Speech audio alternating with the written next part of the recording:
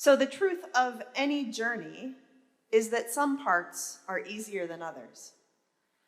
Some parts are more enjoyable than others. Some parts are more scenic than others. Some parts make more sense. Some parts will look different from the rearview mirror eventually, we hope.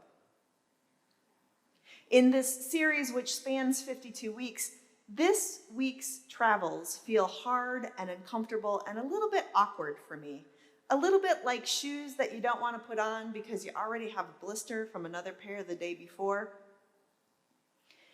It also feels a little rushed to me because of how fast the world is moving, like we're skipping over stories really quickly, and I'm hoping that the rearview mirror helps us see more fully how this particular story fits in over time. This is ultimately what it means to make the road by walking, to wait on the next step, and to learn about where you've been when you get to the next destination. It's also possible that this week feels hard because it collides with our tradition here at Faith and as Christians with remembering those we have loved and lost on All Saints' Day. Or it could be because this week is set against the backdrop of a civic calendar that has us voting on Tuesday in one of the most divisive elections in the past century. Maybe this week's travels feel hard because we are in our 8th month of social separation while we seek to keep ourselves and those we love safe.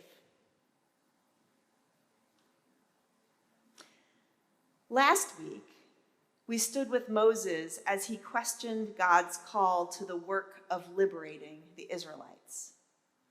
During the children's message, I really meant to introduce you to a new friend for our Wonder Table, who is lovingly named Moses in my life. I used to have a beagle named Moses. Have you ever heard a beagle howl? Do you remember the part of the story where Moses is unsure that he's the person to speak and lead the Israelites because he's worried about his voice and the way he speaks in public? That's why our beagle Moses got its name.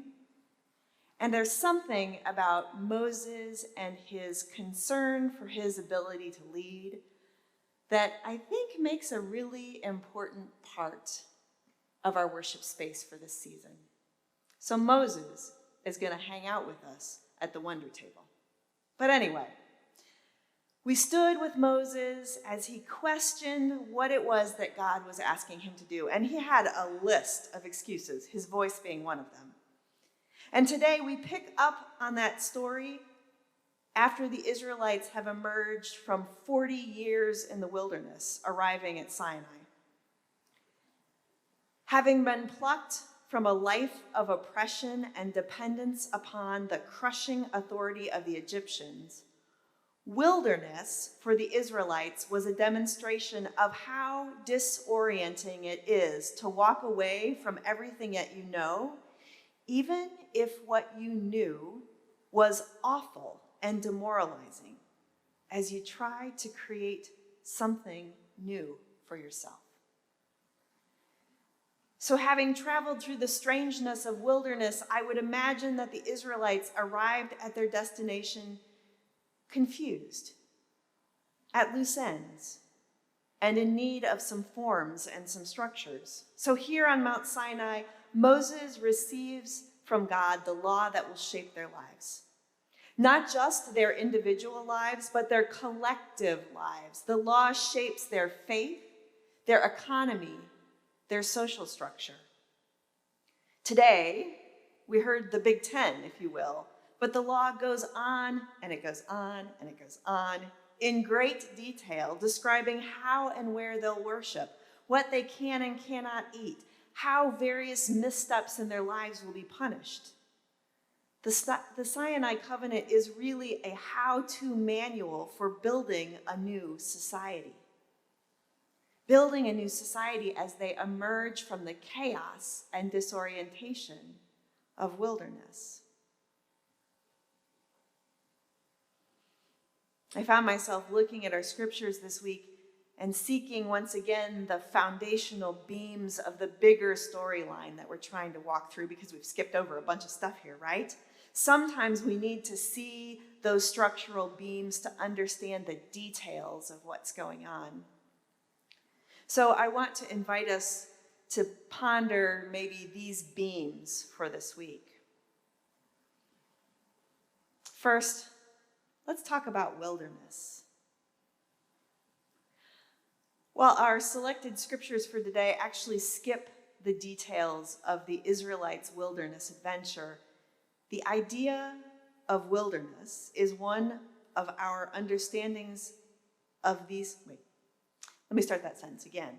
While our selected scriptures skip the details of the Israelites' wilderness adventure, the idea of wilderness, the process of wilderness, the experience of wilderness is fundamental to our understanding of these stories, this specific story, how we got to this place in the story. And it is fundamental to our understanding of life with God, even now.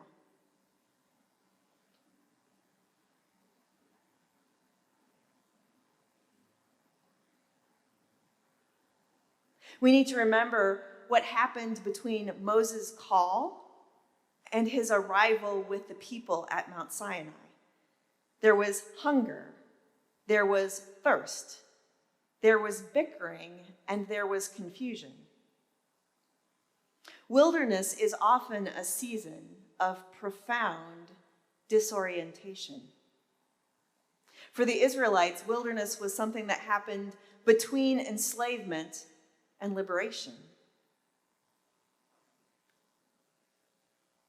Right now, living in the space between our pre-COVID normal lives and whatever our new normal will become might just be a season of wilderness.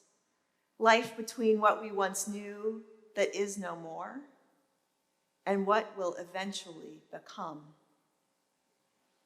We might find ourselves freed of things that we didn't even know were oppressing us on the other side of this wilderness season.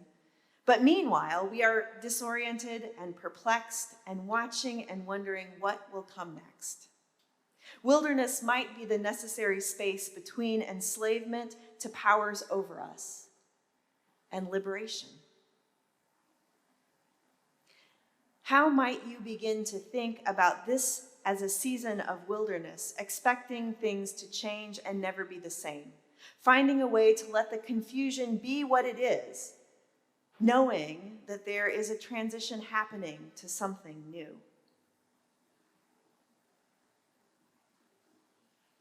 Another big theme from the story of Moses leading the Israelites is the oneness of community, or the common experience of a group of people.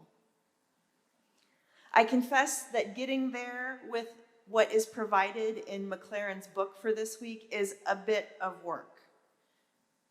So I would encourage you in the week to come to consider how the laws were provided, both in the Hebrew scriptures as Moses receives the commandments on Sinai, and by Jesus as he speaks to the officials, how these laws that are provided are building and strengthening the fabric of our shared lives. In our North American frontier mentality of rugged individualism, we have tended to read scripture as a guidebook for how to perfect our individual lives. We seek our own righteousness and salvation, often at the expense of the greater good. I believe this is part of the reason we find ourselves at the divide we are living in as a society right now. We are far too accustomed to seeking our own security and our own good, failing to make room for another. I like to drive my own car. I like to have a big yard. I like it when the trash company picks up my trash twice a week, whether the bin is full or not. I like my political candidates and my political expectations. How about you? But in the law and in Jesus' mandate to love one another, the promise there is for the whole community, the whole body of people. For the Israelites, it was about being God's chosen people in the promised land.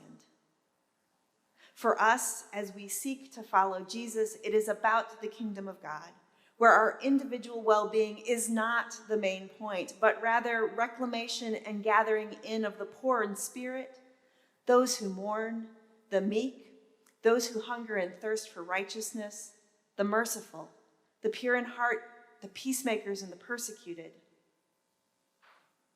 I wonder this week how we might set our feet in the direction of the greater good, seeking the well-being of the community in which we find ourselves.